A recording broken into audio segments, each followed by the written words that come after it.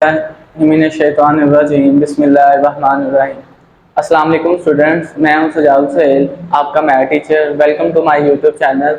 पिछले लेक्चर में हमने जो स्टडी किया था वो था ऑर्डर ऑफ अ मैट्रिक्स और इक्वल मैट्रिक्स। आज हम 1.1 स्टार्ट करने जा रहे हैं। तो 1.1 का हमारे पास क्वेश्चन नंबर 1 है, find the order of the following matrix. ये आपको A B C D E F G H, इधर मैंने बी वाला नहीं लिखा, वो सेम टू सेम जैसे मैं ए का ऑर्डर लिखूंगा उसी तरह ही बी का ऑर्डर होगा। तो ये हमारे पास ए से लेके एज तक हमें मैट्रिक्स दिए हुए हैं, इनका हमने ऑर्डर बताना है।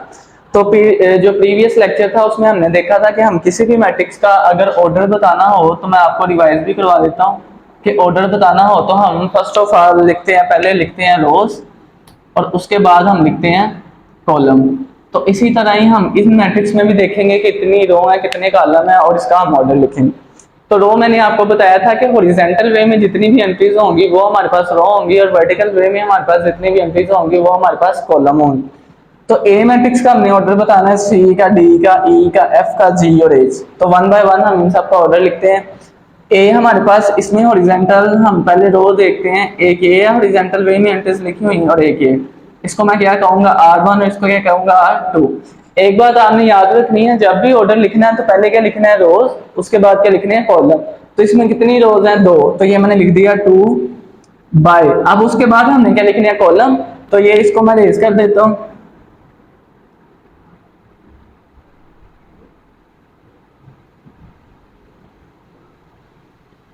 अब कॉलम के लिए हम इन्हीं एंट्रीज को वर्टिकल फॉर्म में देखते हैं। तो एक ये वर्टिकल फॉर्म में लिखी हुई है और एक ये वर्टिकल फॉर्म में। तो इसको मैं क्या कहूंगा C1 और इसको क्या कहूंगा C2।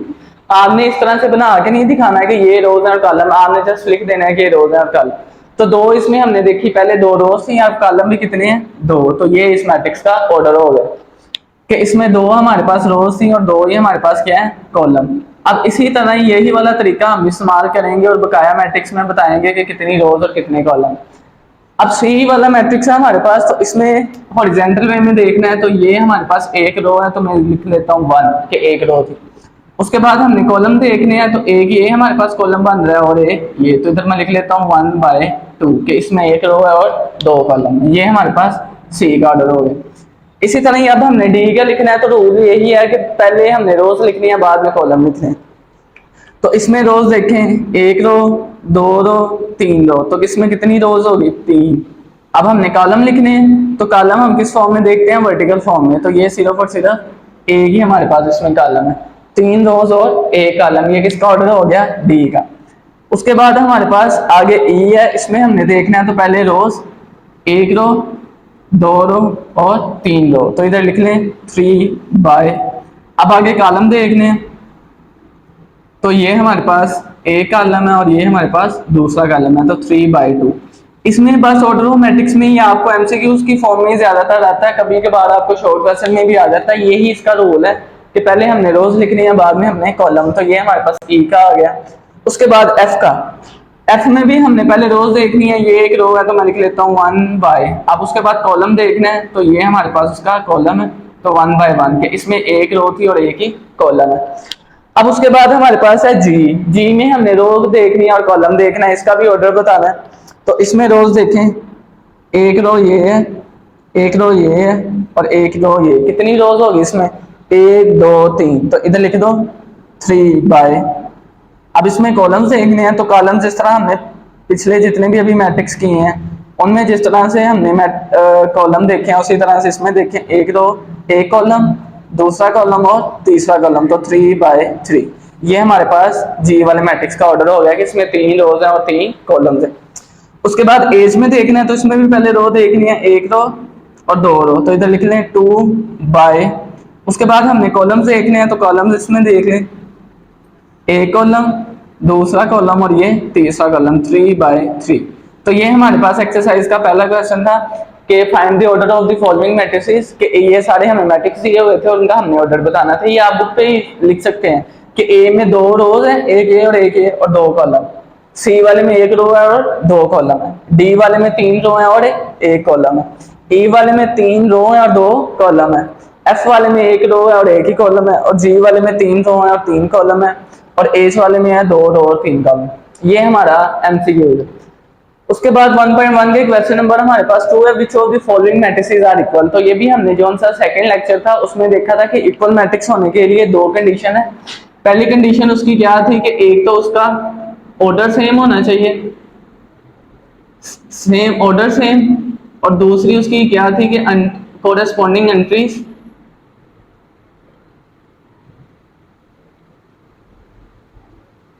आर इक्वल, कि जो उसकी कोरेस्पॉन्डिंग एंट्रीज होंगी वो हमारे पास क्या होंगी, इक्वल। और मैंने आपको बताया था कि एट अ टाइम ये दोनों कंडीशन फुलफिल होंगी तो वो मैट्रिक्स इक्वल मैट्रिक्स होगा, और इक्वल मैट्रिक्स के लिए दो मैट्रिक्स होंगे। अगर इनमें से एक भी फुलफिल नहीं होगी तो वो हमारे पास इक्वल मैट्रिक्स नहीं होगा।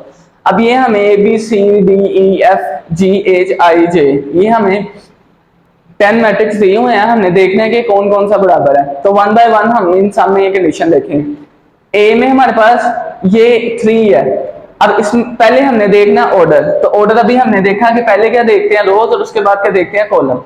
अब ए वाले में देखें जी, इसका ऑर्डर क्या है, ये इसमें एक रो है और एक इसमें कॉलम है। अब इसका ऑर्डर तो हमें पता चल गया।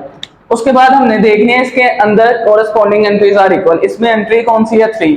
अब हमने ये जो से बकाया जितने भी मैट्रिक्स है ना, देखना है कि सब में एक ऐसा कौन सा मैट्रिक्स है कि जिसमें 3 एंट्री हो, यानी कि 3 नंबर लिखा हो और उसमें एक ही रो और एक ही कॉलम हो। तो बी में देखें 3 और 5 लिखा हुआ है, यानी कि ये नहीं हो सकता। और उसके बाद अगर सी देखें तो इधर लिखा हुआ है 5 माइनस 2, तो 5 में से 2 को माइनस करें तो हमारे पास क्या आ जाएगा, 3। तो 3 आ गया। और उसके बाद इसमें ये देखेंगे एक रो है और एक ही कॉलम है, तो हम क्या लिखेंगे, ए इक्वल टू सी, के ए सी के क्या है, बराबर है। ए और सी आपस में क्या है, इक्वल मैट्रिक्स है। क्यों मैम इक्वल है, कि इनका ऑर्डर सेम है, इसमें भी एक रो एक कॉलम, इसमें भी एक रो एक कॉलम। दूसरा क्या है, कोरेस्पॉन्डिंग एंट्रीज आर इक्वल, इधर भी 3 है, इधर डायरेक्ट फॉर्म में 3 नहीं लिखा हुआ है, इनडायरेक्ट फॉर्म में लिखा हुआ है कि 5 माइनस 2 3। अब उसके बाद आ जाए बी पे, कि बी हमारे पास क्या है जी। अब इसमें पहले इसका ऑर्डर देखना है, इसका ऑर्डर देखते हैं। एक रो है हमारे पास और ये एक कॉलम और ये 2 कॉलम के, हमने एक ऐसा मैट्रिक्स देखना है कि जिसमें एक रो और 2 कॉलम हो, और पहली एंट्री 3 हो और दूसरी एंट्री क्या हो, 5। अब इधर क्या है जी, 5 और 3 है, इधर 4 0 6 2 है, इधर 2 6 है, 3 माइनस 1 3 प्लस 3 4 0 6 2। अब आई में देखें, अब इधर एक रो थी और 2 कॉलम थे, इसमें भी एक रो एक कॉलम ये है और दूसरा कॉलम ये है। अब पहली कंडीशन तो फुलफिल होगी। दूसरी क्या है, इधर 3 है इधर भी 3 है। उसके बाद इधर 5 है, इधर क्या है 3 प्लस 2, तो 3 प्लस 2 हमारे पास क्या हो जाएगा, 5। तो हम लिख देंगे कि B is equal to I. B और आई आपस में क्या है, हमारे पास इक्वल मैट्रिक्स है। अब उसके बाद है हमारे पास जी, ये ए और सी बराबर हो गए, बी और आई बराबर हो गया। उसके बाद है हमारे पास डी वाला मैट्रिक्स, कि डी वाला मैट्रिक्स इसके इक्वल होगा। अब डी वाले में हमने वन बाय वन यही कंडीशन फुलफिल करनी है कि पहला उसका ऑर्डर सेम होना चाहिए, दूसरा उसकी एंट्रीज इक्वल होनी चाहिए। तो इसमें ऑर्डर कितना है, ये सी वाले की ये बी वाले की तरह है कि एक हमारे पास रो है और 2 कॉलम है। अब ई में देखें तो ई वाला भी नहीं बन रहा, एफ वाला भी नहीं बन रहा, जी वाला भी नहीं बन रहा, एच वाला भी नहीं है और जे वाला भी नहीं। यानी कि इस तरह का भी हमारे पास कोई मैट्रिक्स नहीं है जो डी के साथ मिलता हो। तो फिलहाल हम इसको हम स्किप कर देते हैं, आगे चलते हैं। अब आगे हमारे पास है ए।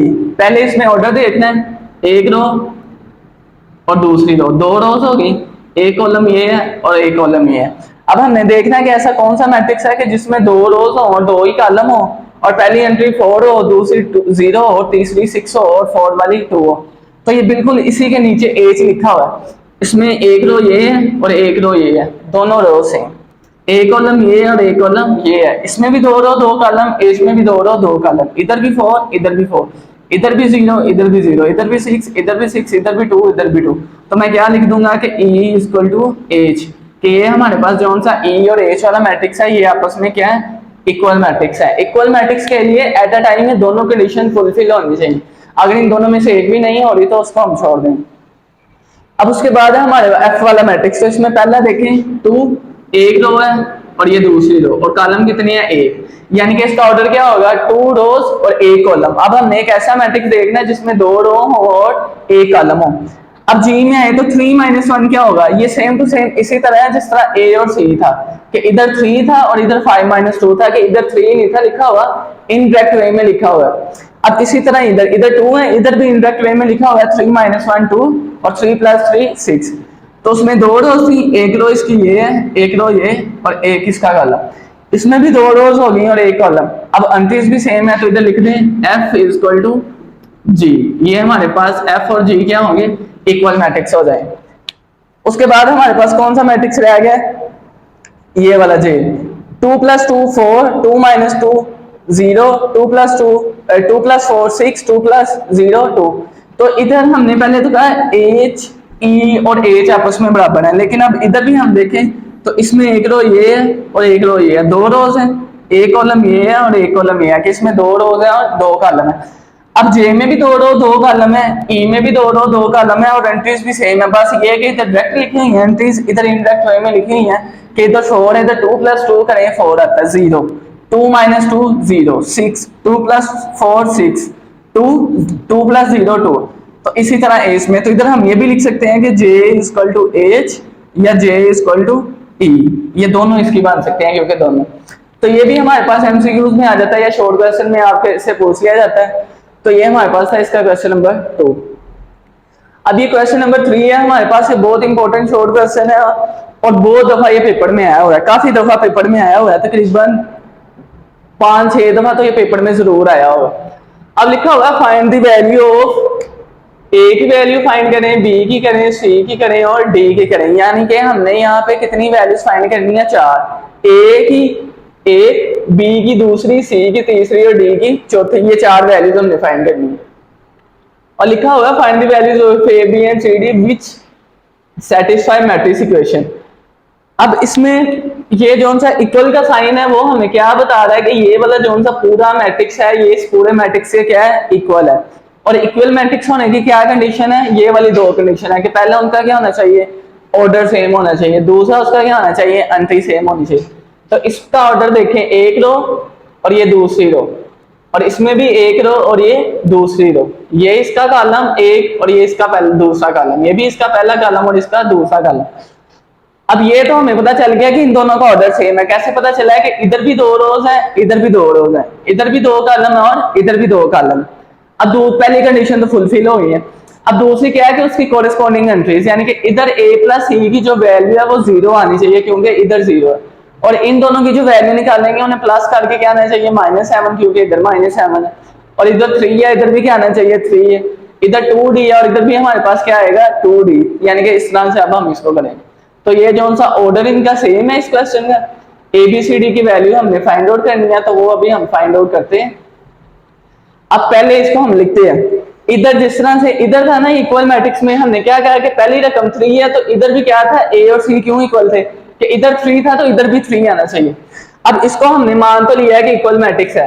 अब इधर पहले क्या, a + c, पहली वैल्यू ये है, इधर पहली वैल्यू क्या है 0, तो मैं क्या लिखूंगा a + c = 0।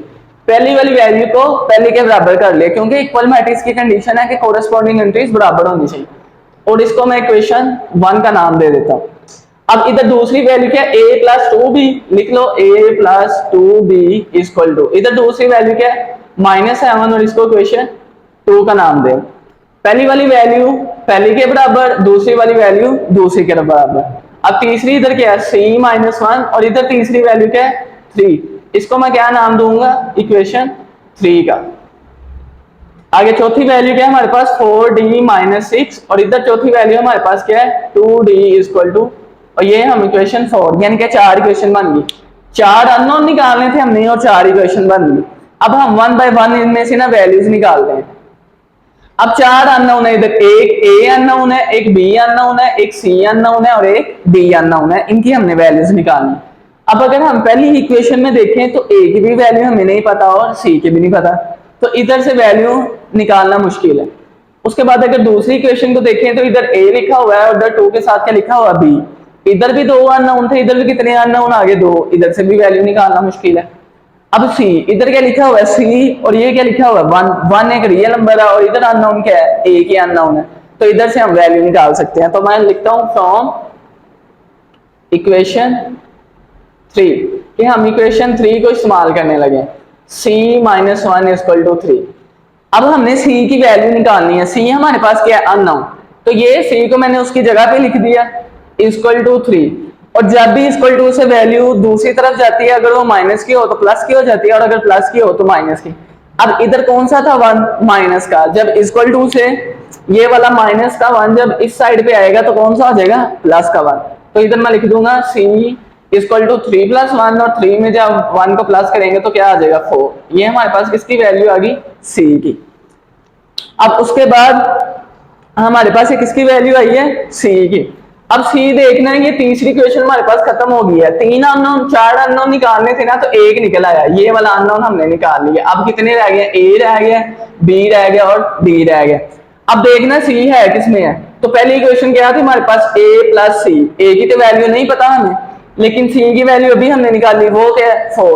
तो c की वैल्यू को हम किस में पुट करेंगे, 1 में। अब ये भी क्वेश्चन आप पूछ सकते हो कि 1 में क्यों पुट किया है, 2 में नहीं पुट किया या 4 में नहीं पुट किया। तो 2 में देखें क्या, a की वैल्यू नहीं पता, उसके साथ क्या b की वैल्यू नहीं पता, और अगर फोर्थ में देखें तो इधर क्या d की वैल्यू नहीं पता, और इधर भी क्या d की वैल्यू पता नहीं। तो हमने 1 में इसलिए पुट किया क्योंकि इधर a की वैल्यू हमें नहीं पता और c की वैल्यू हमें पता है, हमने अभी निकाली, और इसमें पुट करेंगे तो a की वैल्यू आ जाएगी। अब इधर लिखें putting c equal to 4 in equation 1 के। इक्वेशन 1 में हम क्या करने लगे हैं, वैल्यू पुट करने लगे हैं। तो ये इसको मैं इधर सोल्व कर देता हूं। अब इक्वेशन 1 क्या है हमारे पास, a plus C equal to 0। ये a अपनी जगह, ये प्लस भी अपनी जगह।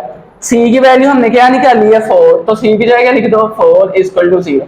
अभी मैंने आपको क्या बताया कि जब कोई नंबर इक्वल टू से दूसरी तरफ जाएगा या दूसरी तरफ से इधर आएगा, अगर वो माइनस का होगा तो प्लस हो जाएगा, या उधर प्लस का था इधर आगे क्या हो जाएगा, माइनस का। अब इधर प्लस का 4 है, जब ये इधर जाएगा तो कौन सा 4 हो जाएगा, माइनस का। a इक्वल टू 0 वैसे ही, और प्लस का 4 इधर आ गया माइनस का। ये आपने याद रखना है, 0 में कोई चीज ऐड करें तो वही चीज आती है, 0 में से कोई भी चीज माइनस करें तो वही वैल्यू आती है।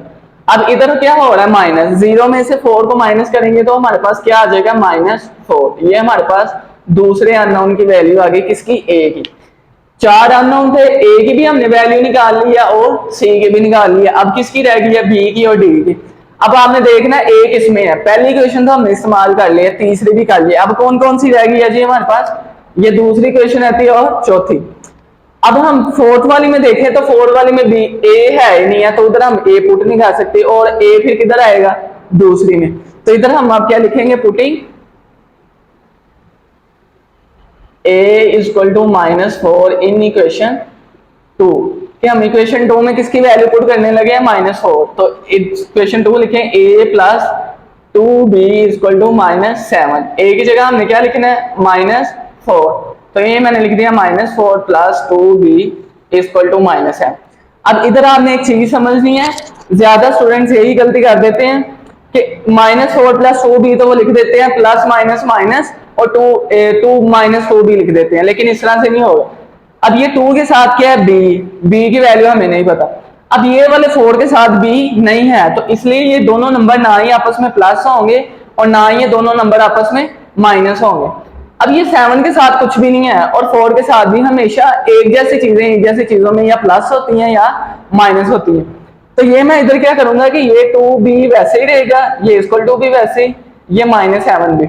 अभी इधर मैंने आपको क्या बताया था कि इधर माइनस का 1 इधर जाके प्लस का 1, इधर भी मैंने बताया कि प्लस का 4 इधर जाके माइनस का 4। सेम टू सेम इधर ये माइनस का 4 इक्वल टू से इस साइड पे आया है, तो ये माइनस का 4 क्या बन जाएगा, प्लस का 4। तो 2b equal two plus minus minus 7 में से 4 निकालेंगे तो क्या आएगा, -3। अब ये वाला जोन सा 2 है वो b के साथ क्या हो रहा है, इधर मल्टीप्लाई। जब वो मल्टीप्लाई हो रहा है, जब दूसरी साइड पे जाएगा तो वो क्या हो जाएगा, डिवाइड। तो b की वैल्यू हमारे पास क्या आ जाएगी, -3/2। तो ये हमारे पास किसकी वैल्यू आ गई, तीसरे अननोन की आ गई, यानी कि ये b की भी वैल्यू हमने निकाल ली। जो 4 अननोन थे a b c d, a की भी निकाल ली, b की भी निकाल ली, c की भी। अब क्या हमारे पास रह गया, d। अब हम d की वैल्यू निकालते हैं, वो बिल्कुल सिंपल है। और हमारे पास इक्वेशन कौन सी रह गई है, पहली भी हमने इस्तेमाल कर ली, दूसरी भी कर ली, तीसरी भी। और हम ये भी कह सकते हैं कि पहली में भी नहीं डी है, दूसरी में भी नहीं डी है, तीसरी में भी नहीं है। तो अब हम कौन सी इक्वेशन इस्तेमाल करेंगे जिसमें डी होगा, तो डी किसमें है, चौथी में। तो इधर लिखें फ्रॉम इक्वेशन 4 वाली इक्वेशन हमारे पास क्या है, 4d - 6 इक्वल टू 2d। अब मैं दोबारा वही बात बता दूं, इधर मैंने क्या कहा कि -4 और 2b आपस में क्यों नहीं प्लस हुए, कि 2 के साथ b था और 4 के साथ b नहीं था। अगर 4 के साथ b होता तो हमने ऐड कर देना था। अब इसी तरह ये 4d और 6 भी आपस में माइनस नहीं होंगे। क्यों नहीं होंगे? कि 4 के साथ d है और 6 के साथ d नहीं है। फिर हमने क्या किया था कि ये माइनस का 4 था और ये भी माइनस का 7 था, इसके साथ भी नहीं था b और इसके साथ भी नहीं था b, तो ये माइनस का इधर आ क्या हो गया था प्लस का। इसी तरह इधर करेंगे कि ये प्लस का 2d जब इधर आएगा तो कौन सा हो जाएगा? माइनस का। ये 4d वैसे ही प्लस का 2d इधर आ गए माइनस का। अब ये माइनस का 6 जब उधर जाएगा तो प्लस का 6। अब ये इसके साथ भी d है, इसके साथ भी d है, अब ये दोनों क्या हो जाएंगे? माइनस। 4d में से 2d निकालेंगे तो 2d हमारे पास आ जाएगा इक्वल टू 6। अब 2 इधर क्या हो रहा है? मल्टीप्लाई, उधर जाए क्या हो जाएगा? डिवाइड, 6 डिवाइडेड बाय 2, तो 2 1 जा 2 और 2 3 जा 6, तो d की वैल्यू हमारे पास क्या आ जाएगी? 3। तो ये तीनों चारों जोन से अननोन थे वो 1 बाय 1 हमने फाइंड कर लिए। a b c d, a की वैल्यू -4, b की वैल्यू -3/2 और c की वैल्यू 4 और d की वैल्यू 3। अब दोबारा क्वेश्चन पे आए, इसको पढ़ें जरा। Find values of a b c and d। तो हमने वैल्यू फाइंड कर ली। c की क्या आई 4, a की क्या आई -4, b की क्या आई -3/2 और d की क्या आई 3। अब उसने कहा कि वो वाली वैल्यूज आपकी होनी चाहिए तो इस मैट्रिक्स की इक्वेशन को क्या करें? सेटिस्फाई करें। अब इसमें वैल्यूज ना दोबारा से पुट कर दें कि ये इसको लिखें जरा दोबारा से, a plus c -1, a plus 2b 4d -6 और इक्वल टू इसके इक्वल में क्या है? 0 -7 3 और 2d। अब जोन जोन सी वैल्यू है ना उसको पुट करना है। जहां पे a लिखा है वहां a की वैल्यू, जहां c लिखा है वहां c की वैल्यू और जहां b लिखा है वहां b की वैल्यूज पुट कर दें। अब ये मैंने स्क्वायर ब्रैकेट लगाई है। मैट्रिक्स को मैंने आपको बताया था कि हमेशा स्क्वायर ब्रैकेट लगाते हैं, तो ये देखिए इधर भी हमने स्क्वायर ब्रैकेट लगाई हुई है। जहां जहां पे मैट्रिक्स लिखा है वहां वहां स्क्वायर ब्रैकेट है। अब a की हमने वैल्यू क्या निकाली है? -4, तो इस a की जगह मैंने क्या लिख दिया? -4 और c की वैल्यू क्या निकाली है? +4, तो ये आ गया +4। a की जगह a की वैल्यू और c की जगह c की। उसके बाद a की जगह वैल्यू क्या थी? -4 और ये प्लस वैसे 2 वैसे, और b की वैल्यू क्या थी? -3/2, ये -3/2 और ये c की वैल्यू हमने क्या निकाली है? 4 और ये माइनस और ये वाला 1 वैसे, ये 4 और d की वैल्यू हमने क्या निकाली है? 3। इधर लिखें 3 -6 ब्रैकेट, ये इक्वल टू वैसे, और ये वाली वैल्यू आपने कुछ नहीं करनी। इधर जहां जहां अननोन था ना वहां वहां वैल्यू पुट कर देनी है। ये वैसे 0 3 -7 और ये 2d। अब इनको करें जरा। अब इसको ना मैं इधर से ये थोड़ा सा यहाँ शिफ्ट कर रहा हूं इधर, ये हमारा बस एक स्टेप रह गया, ये खत्म हो जाए।